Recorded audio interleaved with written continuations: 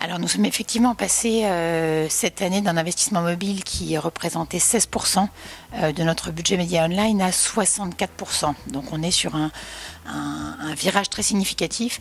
La raison est assez simple, c'est qu'on veut être au rendez-vous des usages de nos clients. On a l'habitude de dire au Club Med que le digital est l'air que respirent nos clients.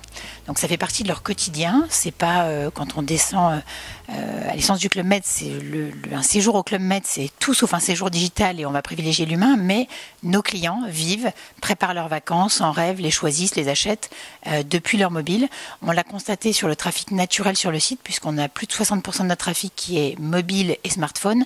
Et on a passé déjà il y a 1 an et demi la barre des 50%, avec effectivement le desktop qui devenait minoritaire. Et ça a forcément impacté nos stratégies d'achat média. Et on essaie aujourd'hui d'être, je dirais, dans le même tempo que nos clients sur leur parcours.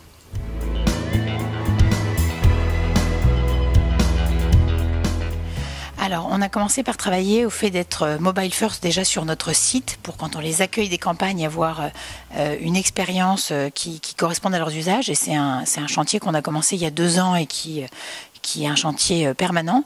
Une fois que ces bases qui sont en évolution permanente étaient relativement saines et que le site offrait un parcours client significatif, on a pu accélérer sur nos stratégies médias online. Donc c'est effectivement une transformation des investissements et des allocations budgétaires.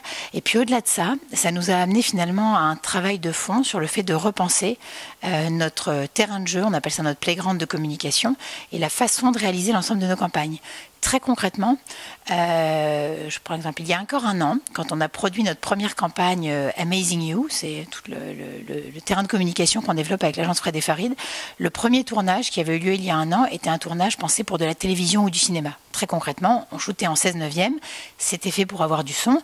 On avait déjà un style créatif qui était multicaméra pour de l'authenticité, mais sur des formats pensés traditionnels. Et ensuite, on essayait autant que possible d'adapter ça pour nos plans mobiles qui étaient minoritaires.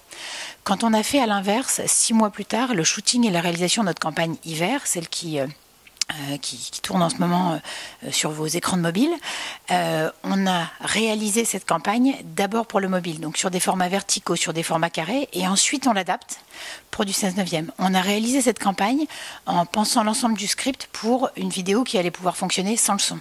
Et on l'a pensé pour une vidéo, alors ça fait quand même des briefs assez casse-tête pour nos équipes internes qui pilotent ça et l'agence, pour une vidéo qui allait pouvoir fonctionner en 1 minute quand on est sur nos médias propres, et aussi en format snacking en 10 secondes, 15 secondes, 5 secondes pour certains pays.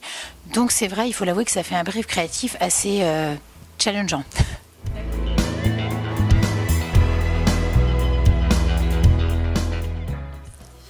Alors, il faut l'avouer, on a une grande majorité de notre budget, pas uniquement sur mobile, mais c'est encore plus vrai sur mobile, qui est composé de Google, Facebook et de programmatique. On a besoin d'effets d'échelle. Le Club Med est présent dans 28 pays commerciaux. Et donc, on n'a pas forcément à la taille de nos budgets sur les 28 pays, on n'a pas forcément la possibilité, ou en tout cas on a le pragmatisme de choisir nos batailles et de ne pas diluer nos efforts sur trop d'actions qui seraient dispersées et qui amèneraient à moins d'impact.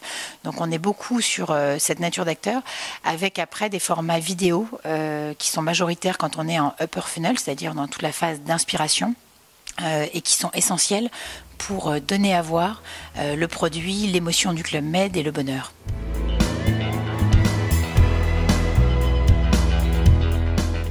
Alors, on aime commencer au club par les succès et j'arriverai au challenge juste après. On voit qu'il y a un travail, que ce soit des équipes médias ou des équipes créatives internes du Club Med et de l'agence, qui porte ses fruits, puisque au sein de l'écosystème mobile, on a des performances qui augmentent, qu'on soit dans des taux de complétion de vidéos, des taux de clics, etc. Donc, on voit que le travail fait en ciblage média et le travail fait en création, puisque la création est pensée mobile first, porte ses fruits dans un environnement très concurrentiel où le client et le prospect est submergé de formats publicitaires. Après, il y a effectivement des gros enjeux. L'attribution, pour nous, est un enjeu énorme parce qu'on a des modèles d'attribution, on travaille avec Facebook Atlas, on va tester Google 360. On a différentes mesures omnicanales qui nous montrent que le mobile est très contributeur à de l'omnicanalité. Néanmoins, quand on pilote des campagnes au jour le jour, quand on va utiliser des outils d'optimisation de nos bidding en achat de mots-clés, sur un pilotage au jour le jour, on a quand même une tendance naturelle à regarder le dernier clic. Et là, c'est très très défavorable au mobile et ça amène à des questionnements sur est-ce que cette stratégie est juste. Donc on revient toujours à une mesure omnicanal. On l'a de différentes façons. On a une façon pour nos pays les plus avancés qui passe par un partenaire qui s'appelle FreeSpeed. Donc on mesure tous les appels générés depuis le site. Donc quand je surfe le site sur un desktop ou sur un mobile et que j'appelle le contact center, on va suivre l'ensemble de ces appels et être capable de recalculer les rentabilités des campagnes en attribution sur effectivement nos conversions multicanal.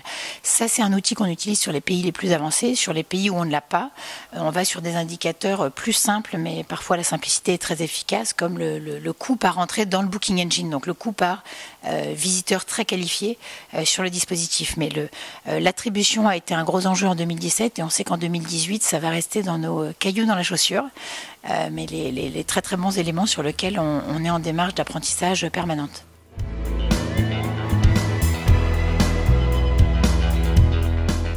Alors pour nous, la VR 360, c'est un format même d'aujourd'hui.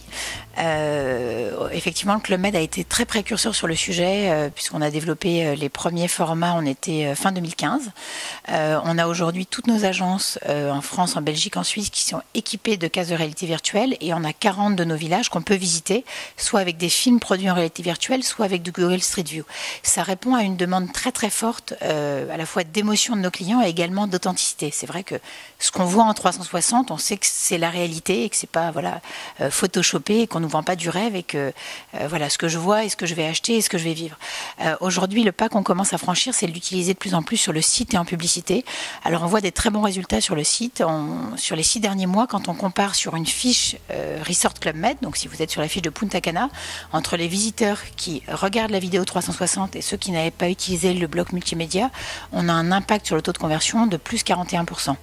Donc c'est pour nous pas un format de demain, mais voilà, un format d'aujourd'hui.